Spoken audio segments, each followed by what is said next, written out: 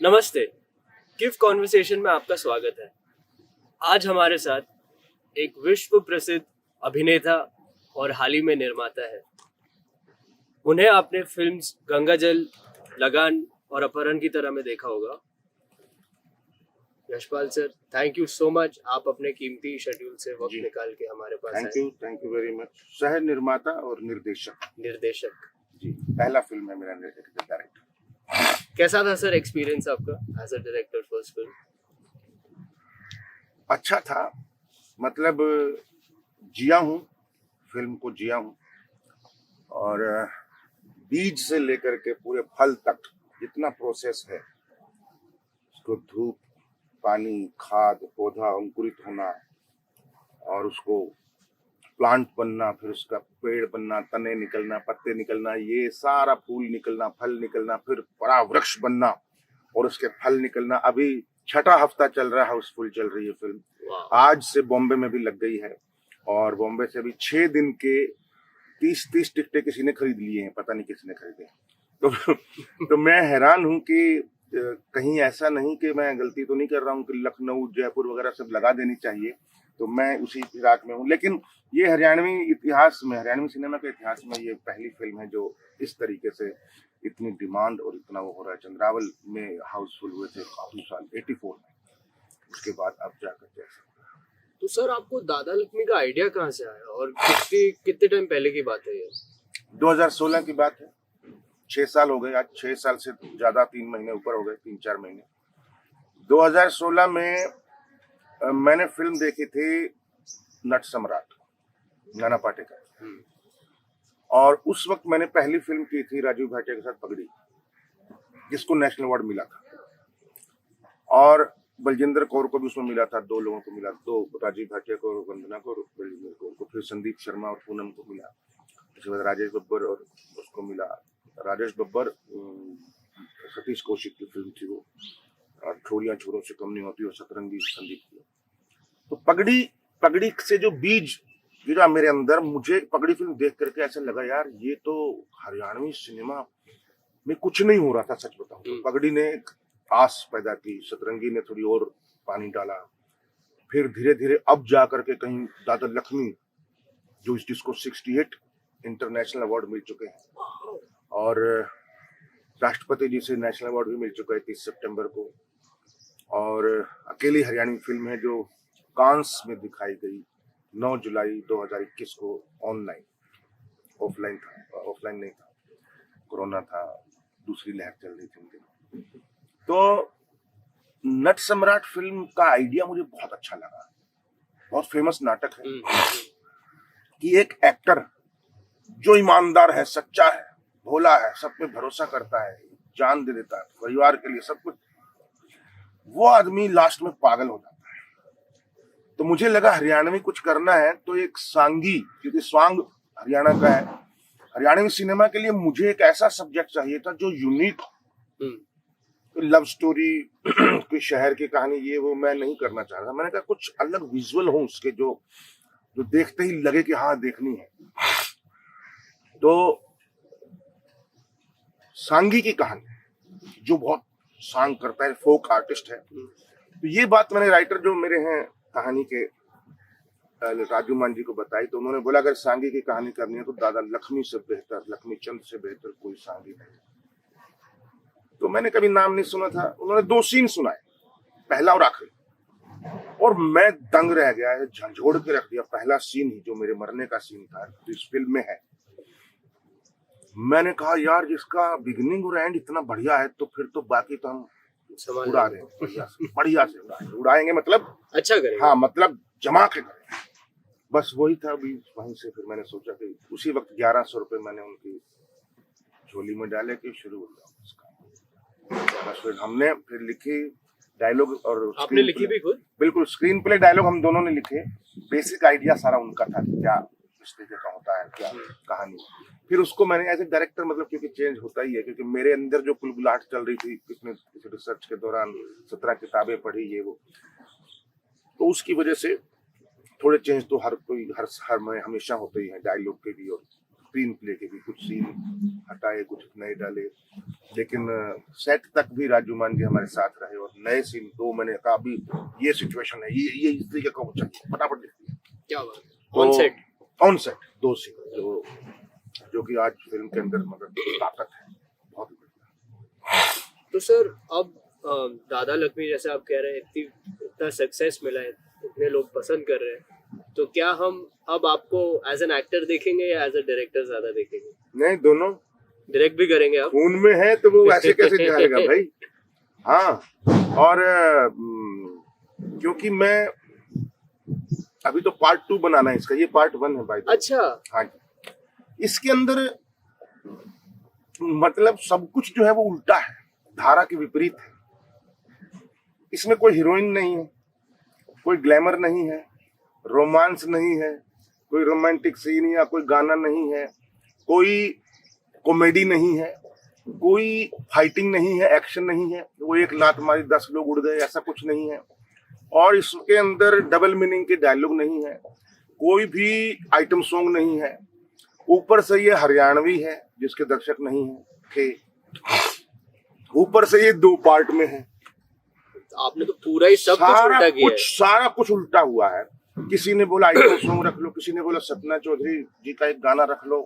सपना चौधरी जी मेरी दोस्त हैं, लेकिन मैंने बोला भाई वो फिल्म जो है ना, फिल्म करने दो। वो फिल्म जो बोलेगी ना, जो कहानी, जो बायोपिक जो होती है, वो बायोपिक खुद बोलती है कि मैं क्या हूँ। करेक्ट। तो उसमें हम बाहरी चीजें क्यों थोपें? तो एक बार बस मुझे एक बार अपनी अंतरात्मा की जो आवाज बोलती है ना, वो करने दो। तो सबने मेरा साथ दिया और मैंने किया। अगर मैं 5 करोड़ ले लेता उस प्रोड्यूसर से जिसने बोला था कि मेरे बेटे को हीरो बना दो, अगर मैं ले लेता तो आज मैं ये फिल्म, ये रिजल्ट नहीं होता। अगर मैं, जैसे कि प्रोड्यूसर ने, राइटर ने, सबने बोला कि मैं मेरे बेटे को बच्चे का रोल दे दूं, इंटरवल तक का, मतलब 50% फिल्म उसकी है, मैंने कहा नहीं, मेरा बेटा नहीं, क्योंकि वो बॉम्बे में पैदा हुआ है। हरियाणा की मिट्टी की जो गंध है, जो भाषा की, जो चेहरे की जो रफपन है, चाल ढाल, उसमें वो यहीं का ही होना चाहिए। किया और रिजल्ट आज। आपने अपने वैल्यूज से, अपने सिद्धांत से बिल्कुल कॉम्प्रोमाइज नहीं किया। बिल्कुल, और भी कुछ बातें हैं जो मैं अभी बोल नहीं सकता हूँ, क्योंकि मतलब अगर मैं थोड़ा सा भी कॉम्प्रोमाइज कर लेता, रिश्वत दे देता, तो शायद 1 करोड़ 80 लाख तो मुझे शुरू में ही मिल गया होगा। अगर मैं 20 लाख पकड़ा दिया होता तो मतलब मैंने कहा 1 पैसा नहीं दूंगा, मैं करना है तो करो, क्योंकि जिस आदमी की मैं बायोपिक बना रहा हूँ उस आदमी ने पैसे को कुछ नहीं समझा, तो ये करोड़ों रुपए मेरे लिए सब कुछ नहीं। मैं बिल्कुल एज दादा लक्ष्मी होकर के ही सब किया मैंने पूरा 6 साल। ये आपने मैनेज कैसे किया सर? क्योंकि आपने ऑब्वियसली लिखा भी था, बट ये फर्स्ट टाइम था कि आप डायरेक्ट भी कर रहे हो और आप एक्ट भी कर रहे हो, तो आपका ऑब्वियसली प्रोसेस बदल गया होगा। आप कुछ अपने प्रोसेस के बारे में बता सकते हैं? नहीं, ये ना ये 50% फिल्म है। ये बच्चे का संघर्ष है, 10-12 साल का जो बच्चा है और 20-21 साल का जो यंग है, सेकंड हाफ उसका है। ओके। मैं इस फिल्म में एज एन एक्टर ज्यादा नहीं हूँ। ओके। मैं शुरुआत में 2 गाने हैं मेरे, एक जवाहरलाल नेहरू के साथ सीन है, बड़ा इंटरेस्टिंग सीन है। मैं जवाहरलाल नेहरू से मिलना चाहता हूँ, गार्ड रोक देता है कि भैया क्या कर रहे हो, पागल हो गए क्या? उसको गुस्सा आ जाता है, जाने नहीं देता। वो साइड में बैलगाड़ी के ऊपर खड़े होकर गाना शुरू कर देता है। सारी पब्लिक जो है वो जवाहरलाल नेहरू देखते हैं तो भाई क्या हो गया, तो फिर वो उससे मिलते हैं। तो ये सीन है पहला, जो कि ताकि लोगों को लगे कि क्या थे वो, उनकी क्या वैल्यू थी, क्या कितना मतलब उनका रिस्पेक्ट था। और दूसरा सीन जो है मेरे मरने का है, जिसमें मैं मर जाता हूँ, फिर फ्लैशबैक चलता है। तो बस यही 2 सीन है मेरे, बाकी फिर बच्चे की कहानी है, यंग की कहानी। पार्ट 2 में मेरा मेन रहेगा 70% तकरीबन। तो इस फिल्म में आपने ज्यादा डायरेक्शन पे फोकस किया था, क्योंकि एक्टिंग में 2 ही सीन। बिल्कुल। अभी जो सर ओटीटी प्लेटफॉर्म्स आ गए, फिल्म्स बन रही है, बड़ी बजट, छोटी बजट, रीजनल, ऐसा क्लासिफिकेशन कम हो गया है। तो आपके हिसाब से आपको क्या लगता है कि इंडस्ट्री कहाँ जा रही है, किस दिशा में जा रही है? इंडस्ट्री सही जा रही है, अगर कुछ एक्सेप्शनल केस छोड़ दें तो। एक्सेप्शनल केस मतलब कुछ बिंदु मैं पॉइंट करना चाहूंगा। उनको लगता है कि हम खूब सारी गालियां ठूस करके, सेक्स ठूस करके, बेमेल सेक्स, बुढ़े का, लड़की का, छोटी सी, ये सेक्स वायलेंस दिखा करके और खून खराबा दिखा करके हम यंग जनरेशन को अट्रैक्ट कर रहे हैं। उनको ये नहीं पता कि हम जनरेशन खराब कर रहे हैं। गालियां से मैं परहेज नहीं है मुझे। पताल लोक में गाली थी, द फैमिली मैन में गालियां थी, पंचायत में भी थोड़ी बहुत कुछ कुछ आती हैं, लेकिन वो गालियां लगती नहीं है। क्यों? क्योंकि वो बोलचाल में आ जाती है, नेचुरल, करेक्ट, हाँ करेक्ट, बिल्कुल नेचुरल है वो। नेचुरल लगती है। जी, लेकिन जहाँ ठूसी जाती है ना, तो साफ दिखता है कि ये फालतू में जरूरत नहीं थी। जरूरत नहीं। और ऐसा है भी नहीं कि आम लाइफ में हम 24 घंटे गालियां बकते रहते हैं। करेक्ट। तो वो बस ये बड़ी तकलीफ है। अदरवाइज मुझे तो सिनेमा बहुत अच्छी दिशा में जा रहा है। बॉलीवुड को लेकर के हाँ मैं थोड़ी बात जरूर करना चाहूंगा। बॉलीवुड की वजह से जो फिल्में फ्लॉप हुई हैं काफी सारी, मतलब सुपर डुपर हिट साउथ की ही हुई हैं, अगर हुई है तो पिछले दिनों, या कर्नाटक की कांतारा है, या हमारी है। अगर ये थोड़ा फैल गई तो अभी तो एक रीजन में है, इसलिए थोड़ा सा होपफुली दादा लगने भी फाइनेंशियली इतना नहीं हो पा रहा है, लेकिन फिर भी उम्मीद है हो जाएगा। जी। तो बॉलीवुड में प्रॉब्लम क्या हो गई, अभी स्टार हीरो नहीं है। हाँ, करेक्ट। अभी स्टार के बेस पे फिल्म नहीं चलेगी कि अमिताभ बच्चन है तो 100% चलेगी। ऊंचाई निचाई नहीं, मैं बता रहा हूँ ना, हरियाणा की स्थिति बता रहा हूँ। मेरी दादा लक्ष्मी की 4 गुना कमाई है उस हरियाणा के अंदर ऊंचाई से। मैं अमिताभ बच्चन जी का लीजेंड का पर्सनैलिटी का बहुत बड़ा फैन हूँ। उनके साथ काम भी किया है, आरक्षण किए मैंने। मुंबई से आया मैं दोस्त अभिषेक बच्चन के साथ काम करते, वो आया वहां रहे थे हमारे साथ।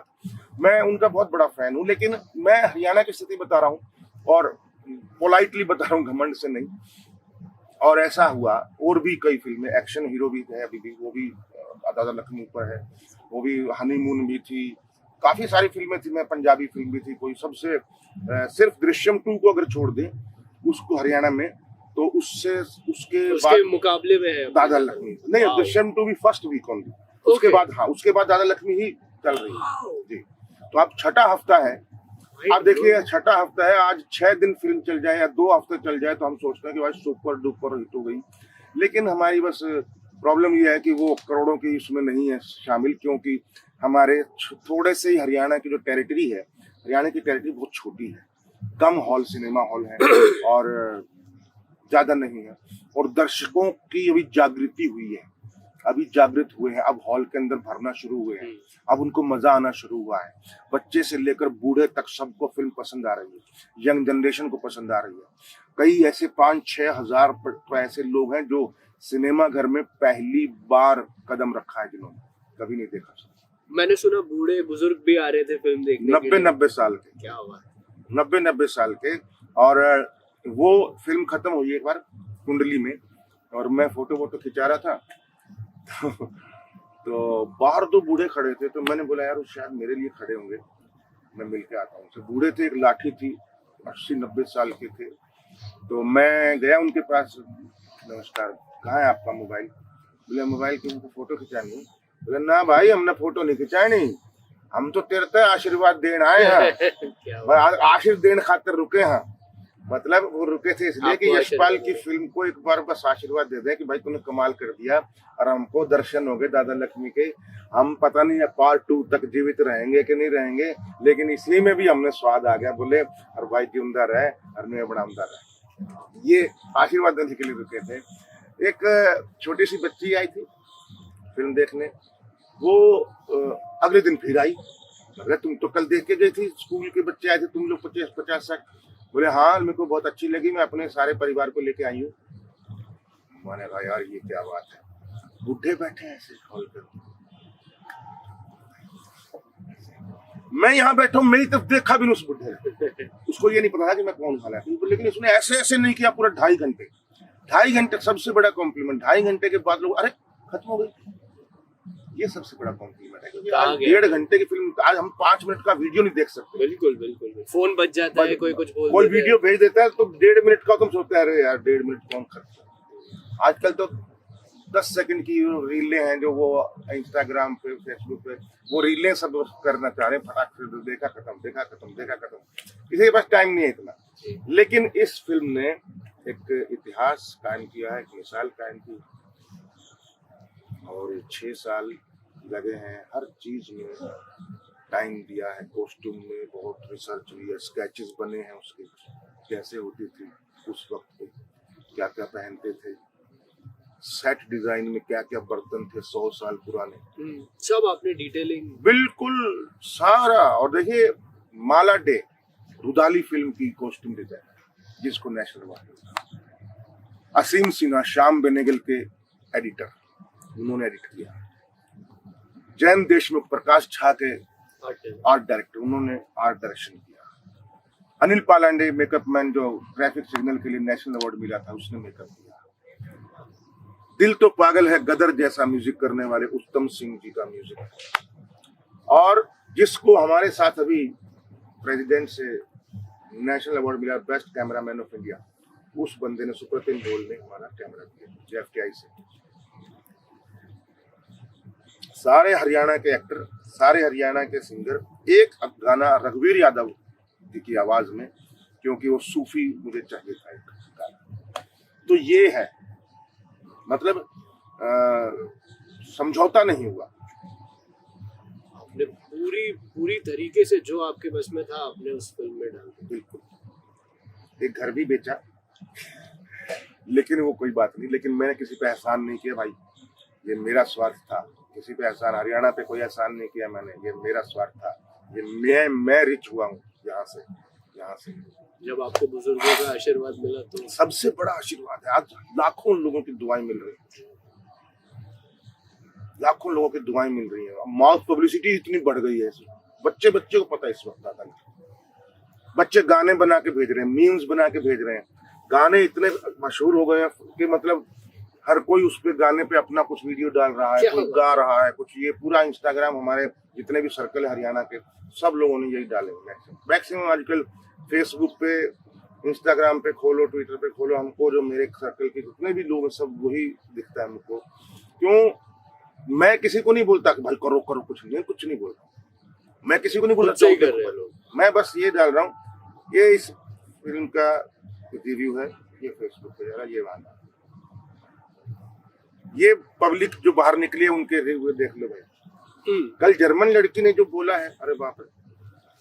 कल वो एक एनआरआई जो बैठा था, प्रोड्यूसर नितिन जी, और कल इतने सारे बच्चे बैठे थे, और कुछ स्टूडेंट्स आए थे ग्वालियर से, शायद कुछ यहाँ के थे, पनवेल के, बॉम्बे से कुछ लोग थे, ग्वालियर के थे शायद मेरे ख्याल, या पता नहीं। मैं दिव्यांशु के साथ आए थे 32 लोग, जिनके साथ मैंने एक्टिंग वर्कशॉप भी किया।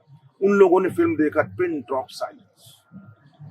मैंने उस जर्मन लेडी को देखा, मेरे पास बैठी हुई लड़की को, वो मतलब आंखों में आंसू चुपके से पहुंच करके वैसे मेरी तरफ देख रही थी। मैंने बोला मैं नहीं देखूंगा।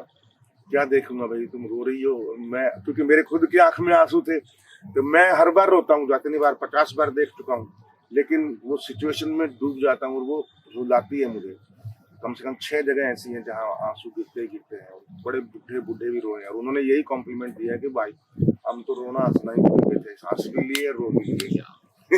इससे बड़ी क्या तारीफ। सही में बहुत। तो मेरा आखिरी क्वेश्चन आपसे ये है, आपने ऑब्वियसली एक्टिंग में आपका इतना लंबा और इतना अच्छा करियर रहा है, अभी आपने डायरेक्शन किया, अगर आपको एक एडवाइस देना होता एक छोटे बच्चे को या यंग आदमी को जिसको एक्टिंग करना है और जिसको डायरेक्शन करना है, आप क्या एडवाइस देते? पहले एक्टिंग से स्टार्ट करते। देखिए, मैं ये बायोपिक जो एक ऐसे व्यक्ति के जिसको शेक्सपियर कहा जाता है, जिसको कबीरदास कहा जाता है, जिसको कालिदास ऑफ हरियाणा, सूर्य कवि, भविष्य वक्ता। आजकल एवरेज का जमाना नहीं है दोस्तों, जुगाड़बाजी का करके आप खत्म करो ना, मत करो। फिर इससे अच्छा, अगर एक्टिंग करनी है पूरी डूब के करना पड़ेगा, डायरेक्शन करनी है डूब के करना पड़ेगा, डॉक्टरी करनी है डूब के करना पड़ेगा। एवरेज है तो ठीक है, दुकान खुल जाएगी या छोटे छोटे रोल मिल जाएंगे, करते रहो, जिंदगी चलती रहेगी, जिंदगी भर ऐसी। लेकिन अगर यूनिक काम करना है तो यूनिकनेस चाहिए, मेहनत चाहिए, लगन चाहिए। उसके अंदर जो हमारे दुबे जी, सत्यदेव दुबे, जो नसीरुद्दीन शाह के और स्मिता पाटिल के इन सबके टीचर रहे हैं, उन्होंने कहा था अच्छी एक्टिंग करने के लिए सिर्फ 3 चीजें जरूरी हैं। Number 1 practice, number 2 practice, number 3 practice. बोले बकचोदी नहीं, मतलब वो देखो यही शब्द बोलते थे, मैं क्या करूं। ज्यादा इंटेलेक्चुअल मत बनो, खूब सारा पढ़ के acting, I think this actor is doing why his body language, हाँ ये नहीं नहीं नहीं भाई, सीधा बताओ क्या करना। हाँ क्या है कर्म। तो दिखावा ना करें कि डायरेक्टर आ गया या ये डायरेक्टर प्रोड्यूसर आ गया, इसके सामने दिखावा करने का मैं कितना बढ़िया एक्टर हूँ। ऑडिशन में भी आप अंतरात्मा से कुछ करोगे ना, वो अंतरात्मा पहुंचेगा सामने तक, ये गारंटी। आप झूठ करोगे तो झूठ ही लगेगा, क्योंकि एक्टिंग किसको कहते हैं, एक लाइन में, ऐसा झूठ तो सच लगे। तो दोस्तों, नो दिखावा। मैं गारंटी देता हूं, एक्टर को, कोई भी एक्टर उठा लो, जो भी सुन रहे हैं देख रहे हैं, आप जैसी एक्टिंग शाहरुख खान नहीं कर पाए। सोच के देखो, आप जैसे एक्टर कर पाए। क्यों? क्योंकि यू आर यूनिक। पूरे वर्ल्ड में आप ही अकेले ऐसे, कोई लड़की है आपके जैसी एक्टिंग रानावत नहीं कर पाएगी, कंगना रानावत। क्योंकि आपके अंदर जो क्वालिटी, आप वो ढूंढिए, किसी कॉपी मत कीजिए, क्योंकि भरोसा रखना चाहिए अपने ऊपर। दादा लक्ष्मी ने भी कहा है, ये गानियां बजानियां बावड़े वाया करें।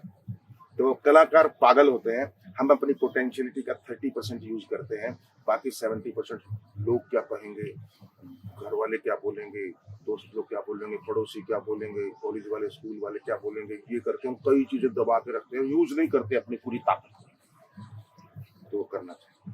Thank you so much sir, आपसे बात करके बहुत अच्छा लगा।